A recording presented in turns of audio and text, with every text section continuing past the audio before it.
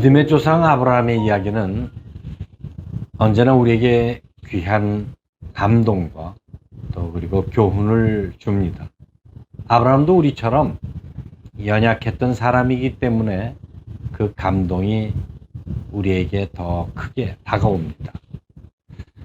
그가 믿음의 여정을 지나는 동안 주님께서 옆에서 혹은 앞에서 끌어주심으로 땅을 바라보며 환경을 보고 두려워하던 그는 하늘을 향해 시선을 고정하고 믿음으로 출발하는 모습을 오늘 본문은 우리에게 이렇게 소개합니다.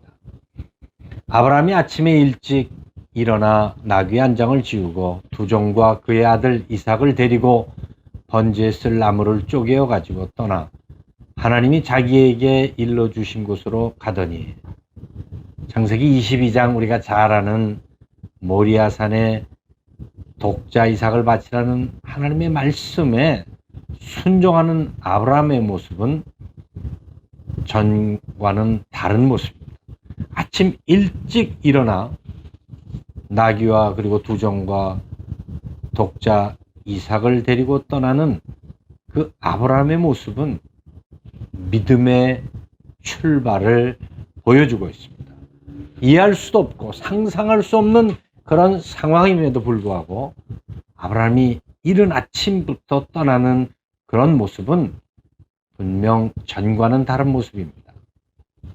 이 떠남은 하나님의 뜻과 약속을 이루는 첫걸음입니다. 잘 떠나야 합니다. 하루의 삶뿐 아니라 매 순간마다 믿음으로 우리는 발걸음을 떼어야 합니다. 야고보 기자는 모리아산을 향한 그의 순종에 대하여 우리 조상 아브라함이 그 아들 이삭을 제단에 바칠 때에 행함으로 의롭다 하심을 받은 것이 아니냐라며 그 모리아산을 향한 믿음의 출발을 귀한 믿음으로 하나님께서 인정하셨다고 야고보서에 기록을 하고 있습니다. 그래서 하나님은 아브라함과 늘 친구처럼 지내셨음을 야고보 기자는 2장에 기록하고 있습니다. 지금 우리가 살아가는 세상은 포스트 모던 시대입니다. 이 뉴에이지의 사상이 이 세상을 덮고 있는 시대죠. 이 뉴에이지의 삶을 사는 사람들도요, 자기들의 그 삶의 영적 여정을 걷는다고 이야기합니다. 그들은 자신과 우주와의 조화를 추구합니다. 그리고 그들 스스로의 선택을 통해서 그 조화를 찾아갑니다. 그러나 우리 성도들은 하나님의 부르심을 근거로 피조세계가 아닌 창조주이신 우리 주님과의 교제를 이루기 위해서 매일 매순간 믿음으로 떠나는 삶을 살아갑니다. 이 모리아산을 향했던 아브라함의 출발은 장차 메시아를 통한 구원의 역사를 이루는 십자가 사건의 그림자였습니다. 바로 그 모리아산에서 주님이 십자가에서 돌아가십니다. 창세기 3장 15절에 메시아 언약을 성취했기 때문입니다. 여행은 출발해서 시작하죠. 천국을 향한 여정도 믿음의 출발로부터 시작합니다.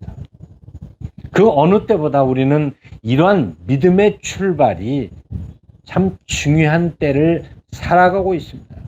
그토록 많은 실패를 경험했던 아브라함이 어떻게 모리아 산을 향한 그 아름다운 믿음의 출발을 할 수 있었을까라는 질문을 하게 됩니다. 그러나 그 질문에 대한 답은 그의 믿음의 여정을 통해서 쉽게 드러납니다. 바로 그것은 단을 쌓는 삶이었습니다. 그는 세겜, 베델, 헤브론, 그리고 브엘세바, 그리고 오늘 본문의 모리아산에서 제단을 쌓으며 주님과 교제하고 순종하며 주님의 말씀을 들었습니다. 바로 이 예배의 삶을 통해서 우리는 창조주 되시는 우리 주님과 영적 교제를 하게 됩니다. 하나님이 아브라함을 친구처럼 가까이 지내시며 그의 이름을 부르시며 지내셨습니다. 자기 아들을 향해 칼을 내려치는 아브라함을 급하게 2번이나 부르신 하나님은 수양을 준비하셔서 아들 대신에 제물로 드리겠습니다. 하나님께서 아담에게 이름을 지어주신 것처럼 바로 저와 여러분에게 주신 그 이름을 통해서 우리와 교제하기 원합니다. 그래서 이름이라고 하는 것은 디바인 비클이라고 하는데 하나님의 그 계시의 통로입니다. 할아버지든 우리 부모님을 통해서 지어진 이름이라 할지라도 그 이름, 다시 말하면 우리를 이 땅에 보내신 하나님의 뜻과 그리고 계시가 담겨 있다라고 하는 뜻입니다. 그래서 이름이 중요합니다. 주님은 성도의 관계를 목자와 양의 관계로 이렇게 비유하며 말씀하십니다. 문지기는 그를 위하여 문을 열고 양은 그의 음성을 듣나니 그가 자기 양의 이름을 각각 불러 인도하여 내느니라. 우리가 잘 아는 대로 팔레스타인의 목동들은 그 많은 양들에게 이름을 다 지어준다. 양은 다 약해요. 그러나 청각이 발달해서 주인의 목소리를, 특별히 자기를 부르는 목소리를 기억한다고 합니다. 우리가 이 세상을 떠나는 그 마지막 천국 여정의 길, 누구와 같이 가지 않습니다. 혼자, 그리고 아무것도 지니지 않은 채 떠나게 될 것입니다. 이 천국 여정을 위한 믿음의 출발이 바로 오늘 우리의 삶 속에서 결단되어져야 합니다. 아브라함의 그 무엇보다 소중했던 그 독자 이삭을 아낌없이 주님께 드림으로 칼을 내려치듯이 여전히 우리가 놓지 못하던 것들, 또 우리를 사로잡고 있는 이런 것들을 향해 믿음으로 내려칠 때입니다. 그래야 믿음의 출발을 할 수 있습니다. 사랑하는 성도 여러분, 오늘 하루의 시작도 믿음으로 출발했습니까? 우리의 영적 여정의 최종 목적지는 이 땅이 아닙니다. 영원한 천국입니다. 뛰어난 영성으로 기독교를 변증하는 영국의 C.S. 루이스는 하늘을 목표로 삼으면 하늘과 땅을 얻고 땅을 목표로 하면 하늘과 땅 두 개를 다 잃는다고 말합니다. 하늘의 것을 소망해야 합니다. 아브라함 믿음의 선조들처럼 영원한 천국을 소망하며 오늘 하루도 믿음으로 출발해야 합니다.